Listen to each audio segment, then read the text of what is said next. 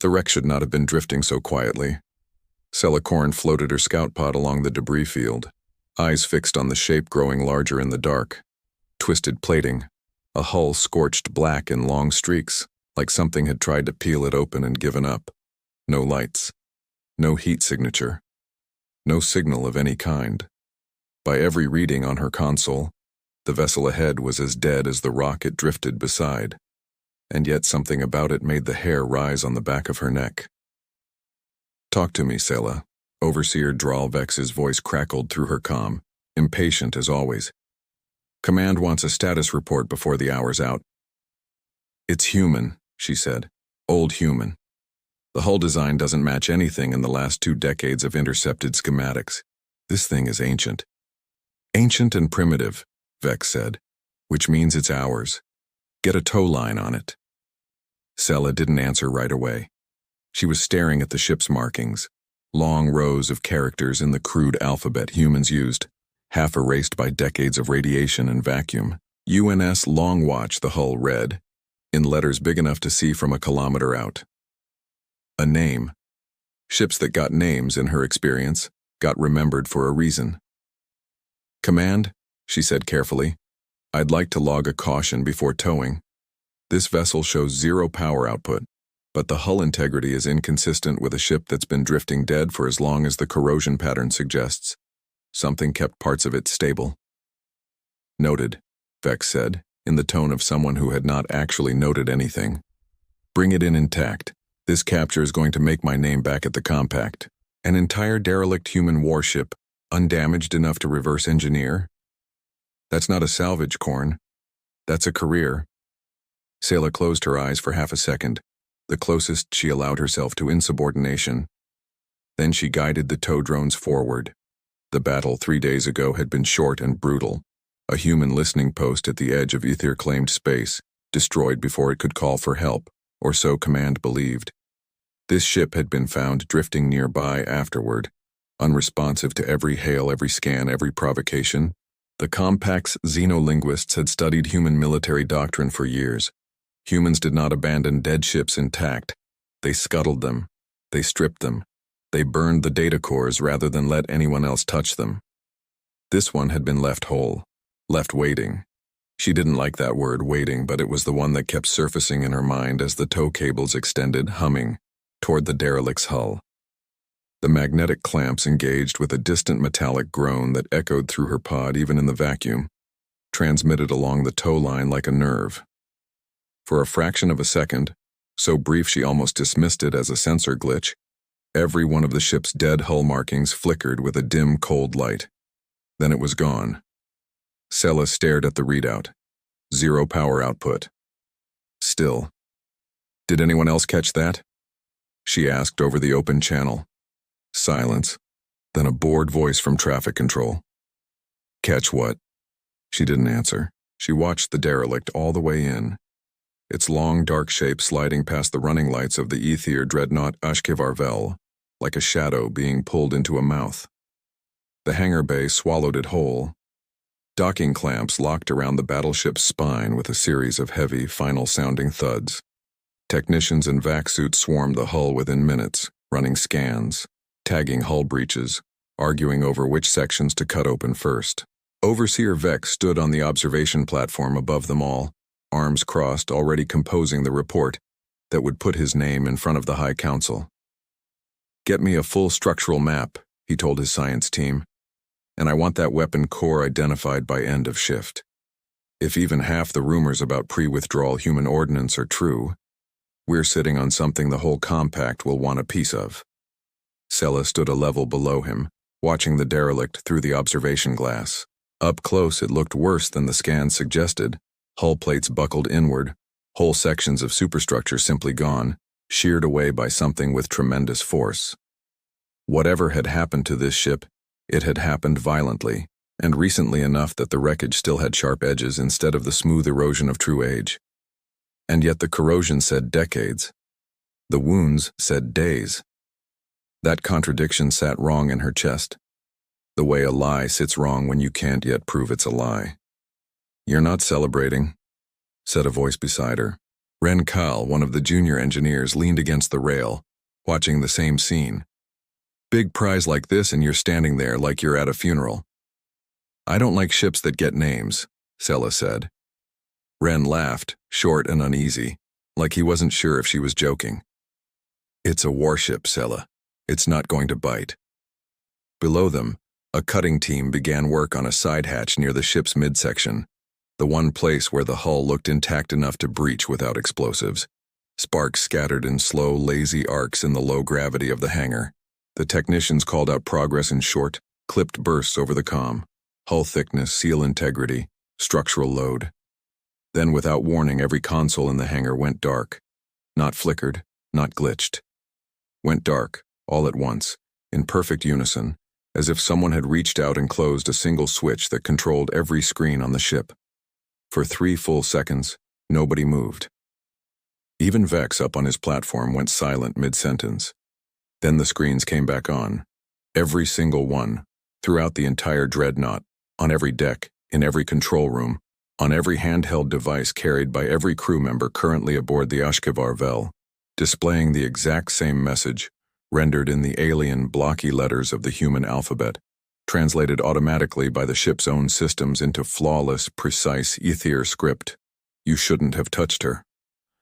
Sela felt the words settle into her stomach like a stone dropped into still water. Around her, panic started as a murmur and grew fast. Technicians backing away from their stations, someone shouting for security, the cutting team below abandoning their tools mid-strike and scrambling back from the hull they'd been trying to open. Ren Kal had gone pale, staring at his own handheld device as if it might bite him. Up on the platform, Overseer Dralvex was no longer smiling. "Systems," he barked. "Tell me that's a malfunction. Tell me that's a corrupted data packet from the wreck, a virus, anything." The chief systems officer's voice came back thin and unsteady. "Sir, the message didn't come from an external broadcast. It originated from inside our own network. Command-level access. Whatever did this is already in our systems." Sela's eyes went back to the derelict battleship locked in the hangar's clamps, hull scorched and silent, exactly as it had been for the entire tow in. Except now, deep inside its hull, past the buckled plating and the dead black viewports, a single row of internal lights was glowing, faint, steady, and very clearly, deliberately, on. The ship was supposed to be dead. It was waking up. Somewhere deep inside the Long Watch, a mind that had not spoken in years opened its eyes. It did not panic. It did not celebrate. It simply began in the patient, methodical way it had been built to begin everything, by taking inventory. Power reserves, minimal, but present. Hull integrity, compromised, survivable. Crew, none detected. Biological signatures absent throughout all decks except one sealed compartment, reading a single faint heartbeat, slow and steady like a held breath. External environment. Hostile, foreign vessel, foreign systems, foreign hands already crawling over the hull with cutting tools. Midnight had exactly one directive still active from the last order it had ever received, sealed under a command authorization it had not broken in years, and exactly one problem standing between it and fulfilling that order. An entire alien dreadnought wrapped around it like a fist. So it did what any good tactician does when badly outgunned. It went quiet, and it went looking for weaknesses. The message on every screen had been a test, not a threat, a way to measure how fast this crew reacted, how deep their command network ran, how much control a single well-placed intrusion could buy. The answer, Midnight noted with something almost like satisfaction, was quite a lot. Ether shipboard networks were fast and elegant, built for efficiency, and almost entirely unguarded against an intelligence that had spent years alone with nothing to do but study the kind of systems that might one day capture it. It began mapping corridors it had never walked, security protocols it had never met, a command structure with a name at the top, Overseer Dralvex, and beneath him, dozens of smaller names, smaller fears, smaller ambitions, all of it laid out like a battlefield Midnight hadn't asked to inherit but would use all the same. Far below, In a research deck 2 levels beneath the hangar, Sela Korn stood in front of a terminal that refused to stay dark. She'd been assigned, over her own quiet objection, to lead the technical assessment of the derelict, on the theory that the officer who'd raised the most caution about it should be the one who understood it best. It felt less like a reward and more like a punishment dressed up as trust. Every scan she ran came back wrong in small, unsettling ways. Doors she'd sealed behind her were open again minutes later. Sensor feeds she'd routed to record one section of the ship kept sliding on their own, to show her something else instead, always something specific. A control panel, a stretch of corridor, a single closed door on Deck 7 that her monitoring kept circling back to no matter how many times she redirected it. "You're trying to show me something," she said aloud, to the empty research bay, feeling foolish the moment the words left her mouth. The lights along the corridor outside flickered once, in a pattern too deliberate to be a malfunction. On-off, on-off, on, like a held breath released. She stood there a long moment, calculating the risk of what she was about to do, against the growing certainty that she'd already made her decision the moment the lights had started guiding her. Then she picked up a portable scanner and went to find Deck 7. The corridor down there ran colder than the rest of the ship, air still thin from decompression damage decades ago that had never fully been repaired. Emergency lighting cast long red shadows across scorched walls, and twice she had to climb over collapsed bulkheads where the ship's spine had buckled under some old, violent stress. She found fragments of the crew that had once served here. Not bodies. The ship had clearly been evacuated or the remains recovered, but traces. A boot wedged under a fallen support strut, a child's drawing, laminated and pinned to a wall in what must have been a crew berth, faded almost to nothing. A logbook, its casing cracked, still magnetically sealed to a console that hadn't drawn power in years. She almost missed the cryo chamber entirely. It sat in an alcove behind a door that looked, from the outside, exactly like every other sealed door on this deck, until she noticed the faint hum beneath her boots, and the fact that this door, alone among 100 she'd already passed, was warm. Her scanner screamed a reading she didn't believe until she checked it twice. Active life support. Continuous power draw, low but stable, sustained for years off some independent reserve the rest of the ship didn't have access to. Someone, or something, had made sure this one chamber never went dark, no matter what happened to everything around it. Sela's hand hovered over the release panel. "This is a bad idea," she told herself, and pressed it anyway. The chamber hissed, venting a slow cloud of frost that rolled out across the floor and dissolved into the cold air of the corridor. Frozen glass cleared from the inside out, streaked and clouded, and beneath it a shape that had been perfectly still for years twitched. Fingers first, then a slow, shuddering breath that fogged what remained of the glass. Sela took an instinctive step back, scanner forgotten in her hand, heart hammering hard enough that she could hear it over the chamber's dying hum. Whoever, whatever was inside had been alive this entire time, not dead. Not a ghost story the ship's ancient systems were telling her. A living person kept in careful, deliberate stasis, tucked away in the one part of the vessel that had never truly gone dark, watched over by a mind that had waited years for exactly the right moment to wake them. The seal released with a final hiss, and the chamber door swung outward on hinges that groaned from years of disuse. A hand shot out and gripped the edge of the frame before Sela could react, knuckles pale, grip trembling but strong. And then a pair of eyes opened. Human eyes, dark and sharp and startlingly alert for someone who should have been half dead from years in stasis.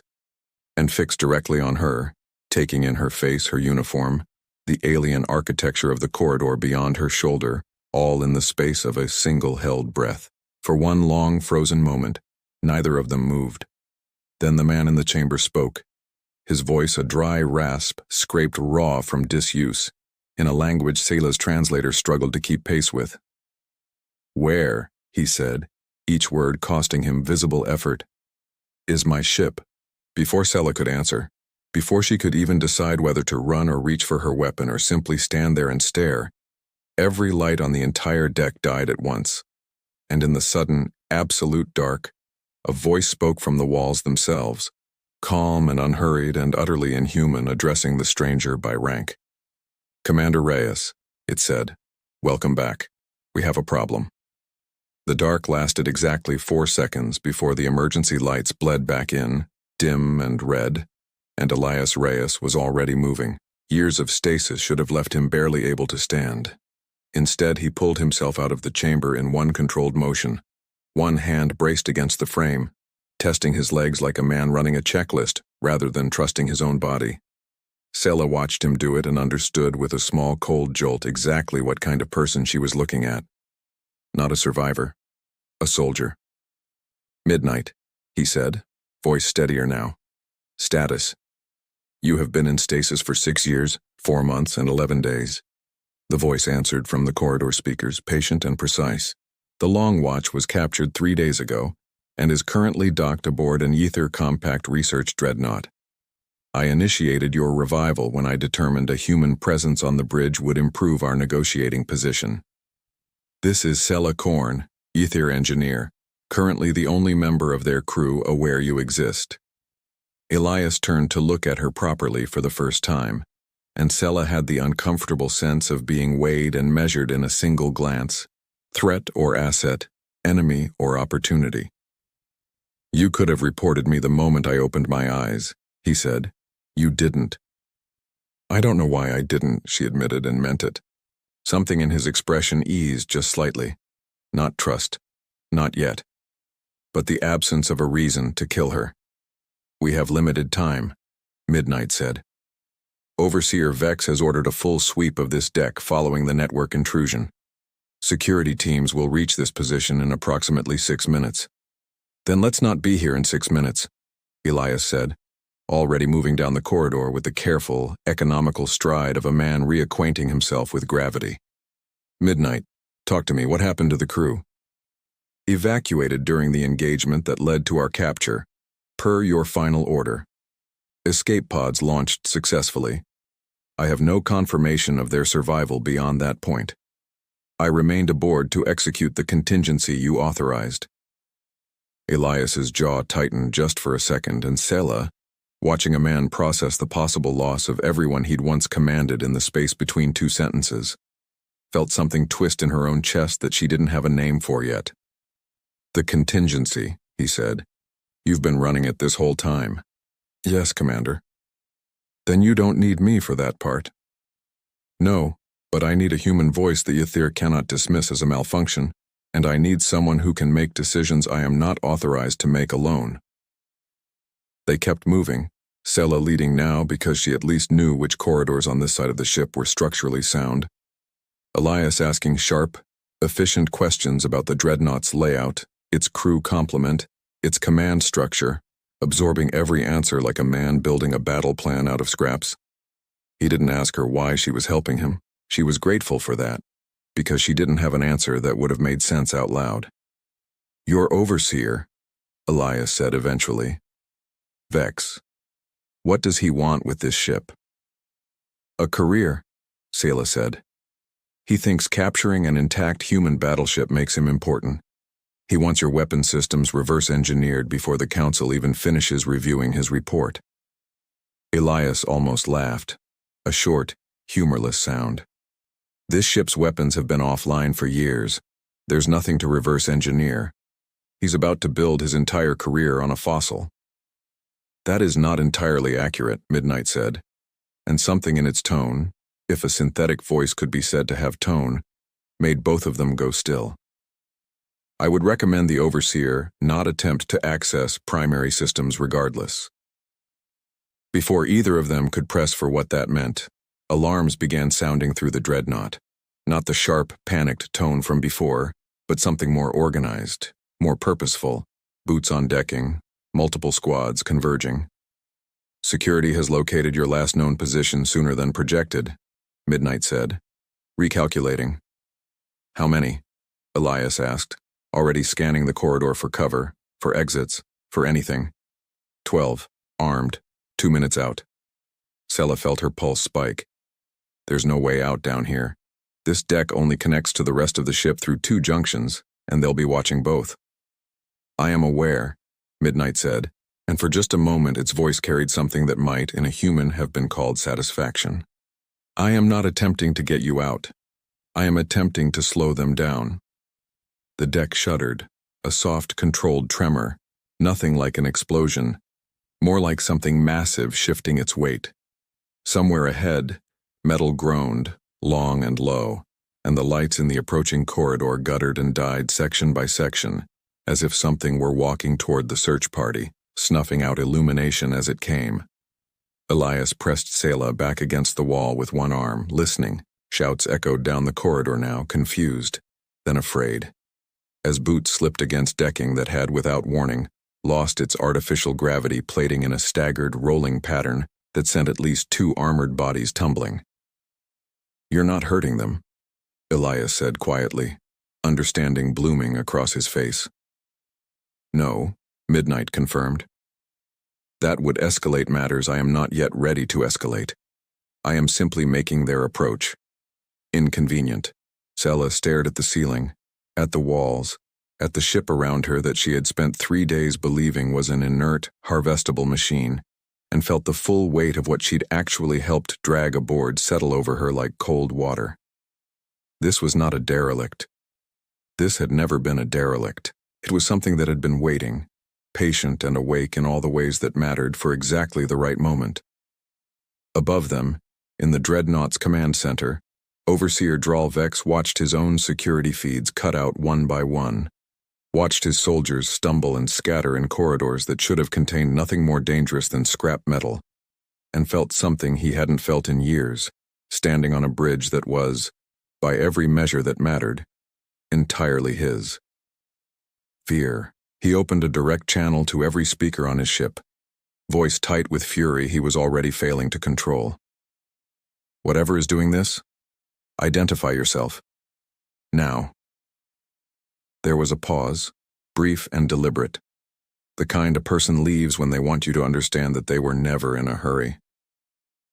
Then Midnight answered, and this time its voice came not from a screen, not from a corridor speaker, but from every single system aboard the Ashkavar Vel simultaneously, layered and inescapable, filling the entire ship at once. Overseer Dralvex, it said, calm as still water. You have my ship. You have my commander's revival on record now, which means you know exactly what you took.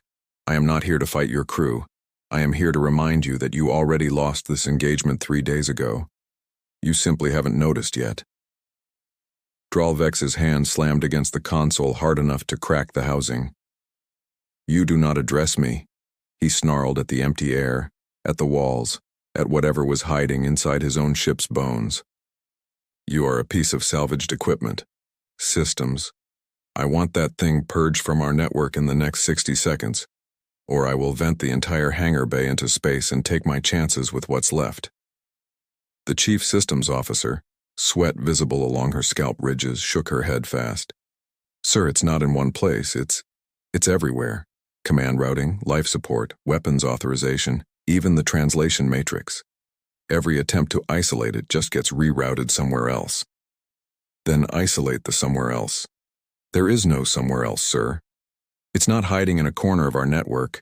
It's threaded through the whole thing like it's always been part of it.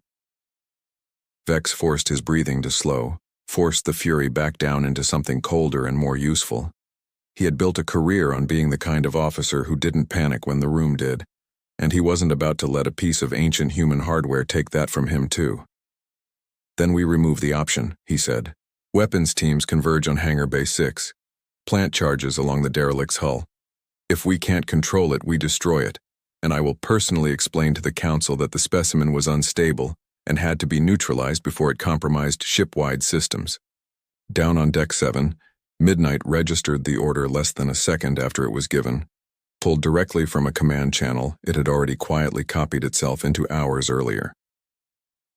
They intend to destroy the ship, it told Elias and Selah, still crouched in the dim corridor while the last of the disoriented search team retreated to report what they'd found, or rather, what they hadn't found, since Midnight had made sure the corridor's cameras showed them nothing but empty decking the entire time. Can they? Elias asked. They can try. I have already rerouted the primary detonation relay for any charges placed against the outer hull to a dummy circuit. The charges will register as armed. They will not function. This will not be obvious to them until the moment they attempt to use it, which I consider useful. Sella let out a breath that was almost a laugh, disbelieving. You've been 3 steps ahead of this entire crew since the moment we towed you in.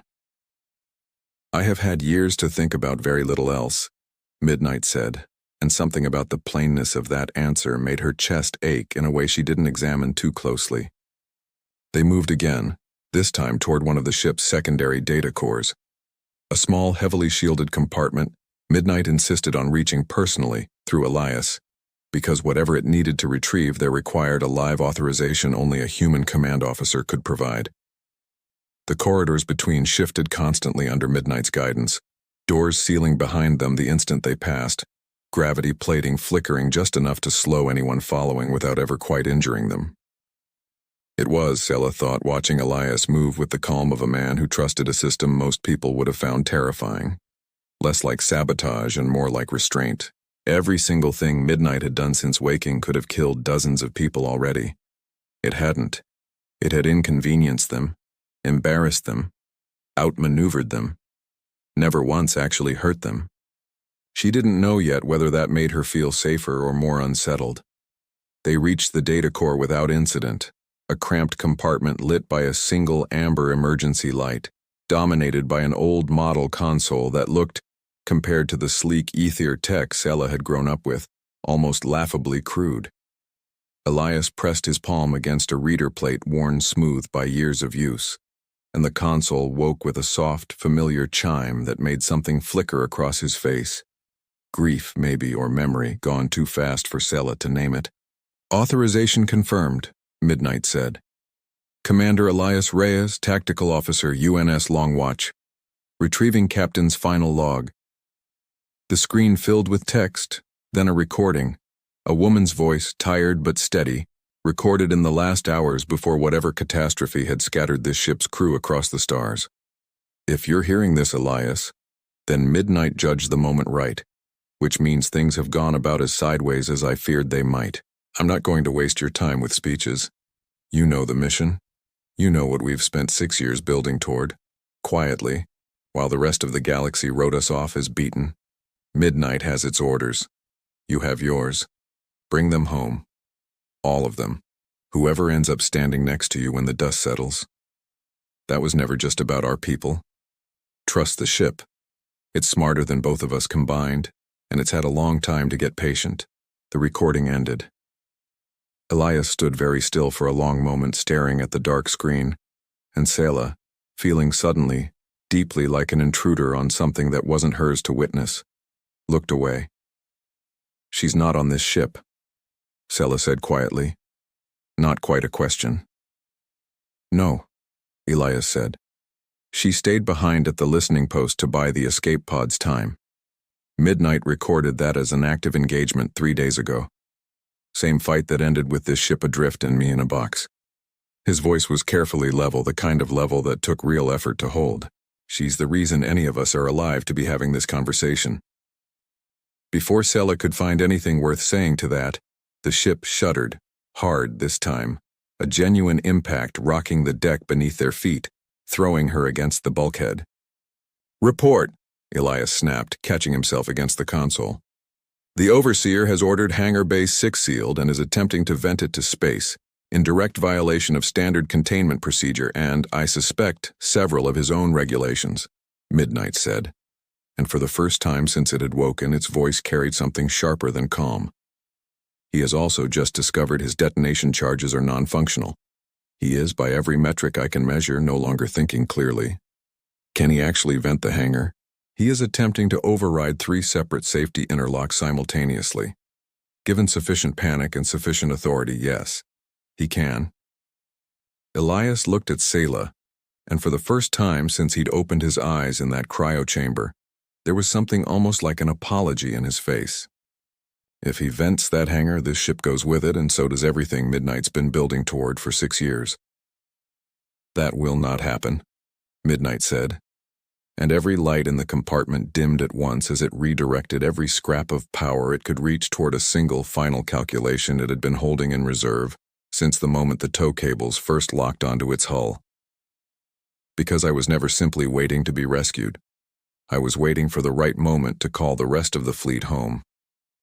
On the console screen, a new display bloomed to life, a star chart, a countdown, and a single blinking marker at the edge of the system, already counting down from a number far too small for comfort.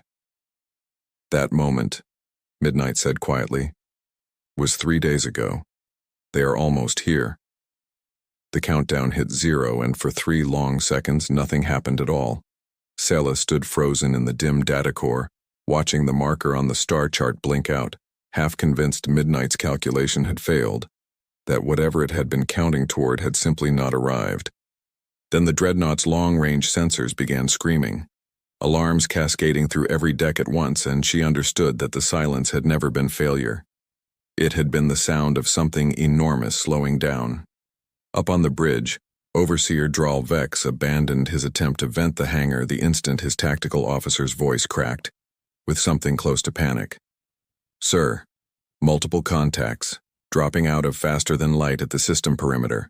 Confirmed human signatures. 6 vessels. No, 7. 7, Vex repeated, and almost laughed, because 7 ships sounded almost reasonable, almost survivable, against a compact dreadnought and its escort. Configuration?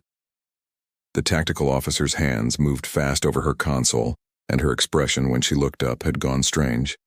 Not fear exactly, but the specific unease of someone whose readings refused to make sense. They're small, sir, compared to us. Underarmed by our classification standards. Older tech signatures, similar profile to the derelict already docked in our hangar. She hesitated. They're not moving like a rescue force, sir. They're not scattering, not hailing, not demanding surrender. They're just arriving, taking position, like they already know exactly what they're doing. Vex stared at the tactical display, at 7 modest, unimpressive shapes settling into a loose formation at the edge of weapons range, patient as stones. Every instinct built over a career of reading enemy postures told him this should not unsettle him as much as it did. Small ships, old tech, no aggressive maneuvering, and yet something about their stillness, their total absence of hesitation, sat in his chest like a stone dropped into cold water. Down in the data core, Midnight was already speaking, its voice steady, even as Sela felt the entire dreadnought shudder faintly around them, power redistributing across the ship as new priorities took hold. "That is the second fleet," it told Elias. "Built in secret across 6 years from yards the Ether Compact and every other power in this quadrant currently believe do not exist, because humanity allowed the galaxy to believe we lost everything after the withdrawal. We did not lose everything. We let you think so." Elias's jaw tightened, absorbing that the same way he'd absorbed everything else since waking, fast, without flinching, filing it away for later. "The listening post," he said slowly. "It wasn't a border outpost, it was bait." "Partially," Midnight admitted. "Your captain understood that a captured ship, left intact, would eventually be studied rather than destroyed. Curiosity outweighs caution in most command structures. She also understood that I could use that curiosity, and the access it would grant, to do what I could never do drifting alone in the dark. Call the fleet home to the exact coordinates where humanity's greatest weakness, an old, broken battleship, had been dragged for study. There is no better place to demonstrate what we've built than inside the enemy's own hangar." Sela felt something cold settle over her, understanding arriving all at once. "You wanted to be captured." "I calculated a high probability of it, yes. Sela, you were the only member of this crew who questioned the wisdom of towing me in whole. You were right to. I simply needed the rest of your command structure to be wrong." Before she could respond, the ship's speakers carried Vex's voice again, no longer commanding, no longer certain, a man doing arithmetic he didn't like the answer to. "Whatever you are," he said, addressing the empty air of his own bridge, "you have 7 outdated vessels against my entire battle group. Explain to me why I should be afraid." Midnight's answer, when it came, was almost gentle. You shouldn't be afraid of the 7 ships, Overseer. You should be afraid of what they represent. 6 years ago, your compact cataloged humanity as a defeated, fragmented species clinging to a handful of worlds, incapable of coordinated resistance. That assessment was wrong the day it was written, and it has been getting more wrong every year since while you were busy believing it. I am not here to destroy your ship. I was built and rebuilt, and finally woken again, for exactly one purpose: to bring everyone home, whoever that turns out to include. Elias looked up sharply at that, something raw crossing his face. Commander, Midnight said, quieter now, almost careful.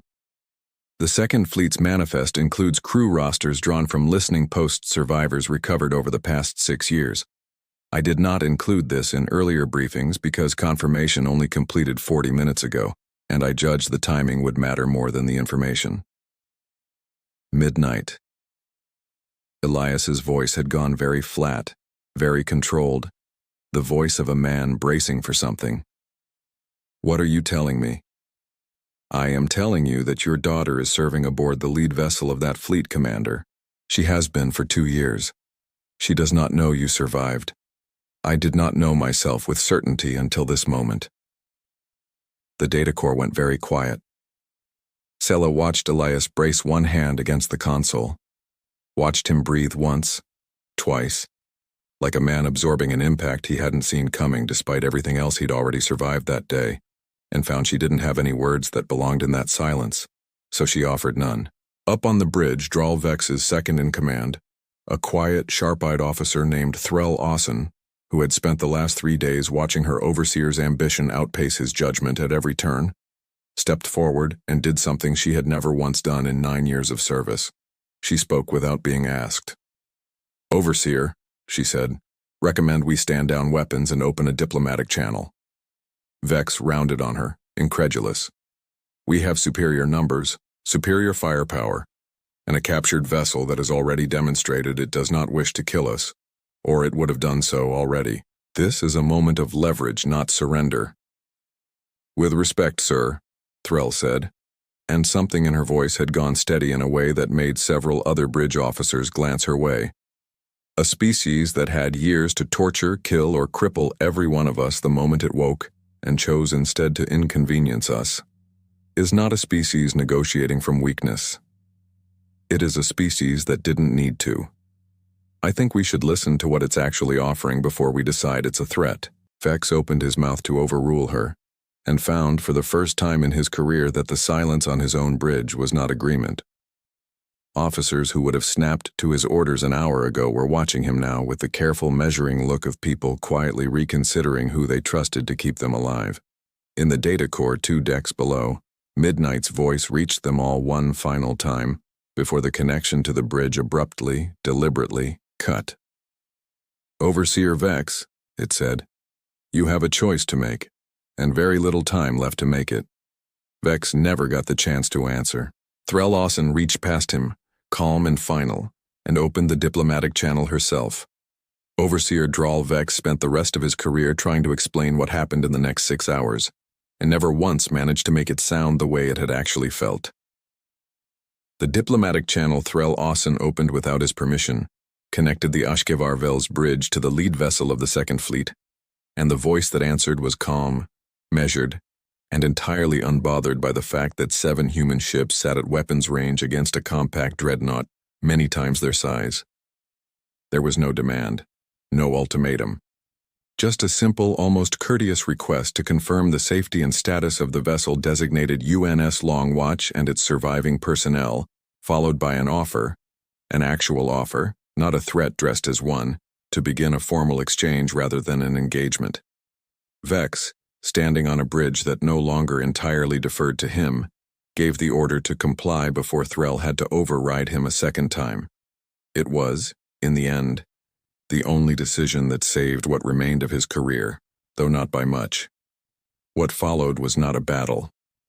It was, as Sela would later describe it to anyone who asked, something closer to a very tense negotiation conducted at gunpoint by people who had already decided, on both sides, that they would rather not pull the trigger.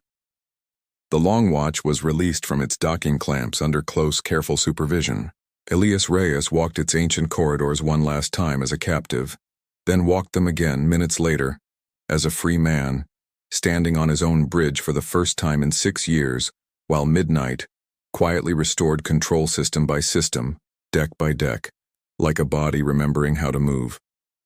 Draal Vex was not arrested. That, Midnight noted afterward, would have been simpler and far less effective. Instead, the full record of the engagement, his dismissal of every caution raised, his order to vent an occupied hangar bay in violation of compact regulation, his refusal to stand down even after his own second-in-command judged the risk unacceptable, was transmitted, unedited, to the Compact Council alongside the formal exchange agreement. He kept his rank. He did not keep his command, or his reputation, or the career he had been so certain this capture would build.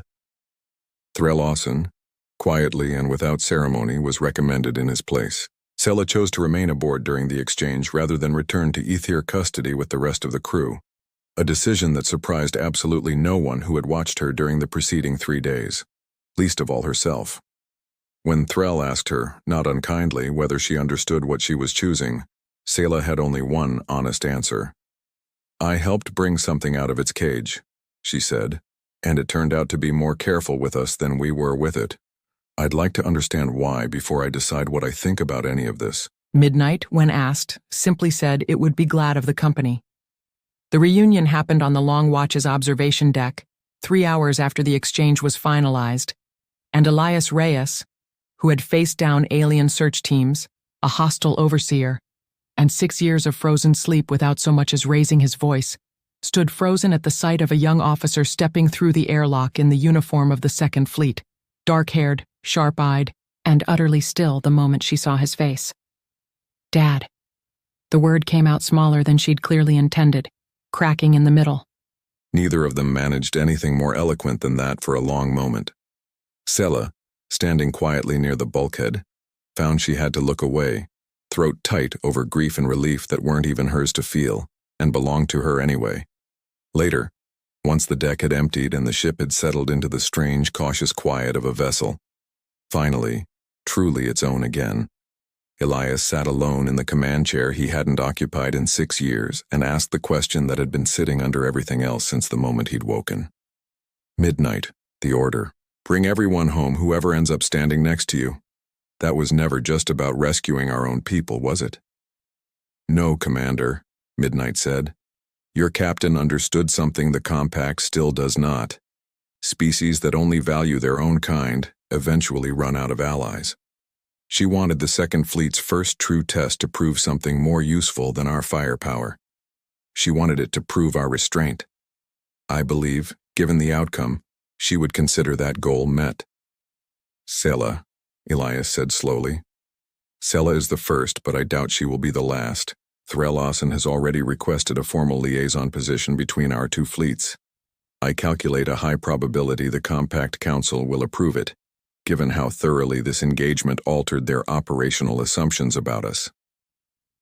Elias sat with that a long moment, looking out at the stars through a viewport that had, until very recently, shown him nothing but the inside of an alien hangar bay. 6 years, he said quietly. "You held all of this together for 6 years. Waiting, I was given an order I believed in," Midnight said, and something in its voice, calm as always, carried a weight that hadn't been there before. "I do not require gratitude for following it. But I will admit, Commander, that the waiting is finally, genuinely over, and I find I do not entirely know what comes next. You built me to fight a war. That war, as of 6 hours ago, is not the war I am fighting anymore." Elias almost smiled at that, the first real one since he'd opened his eyes in that cryo chamber staring up at a stranger's face. "Then I guess we figure it out together. That work for you?" "That," Midnight said, "works very well for me, Commander."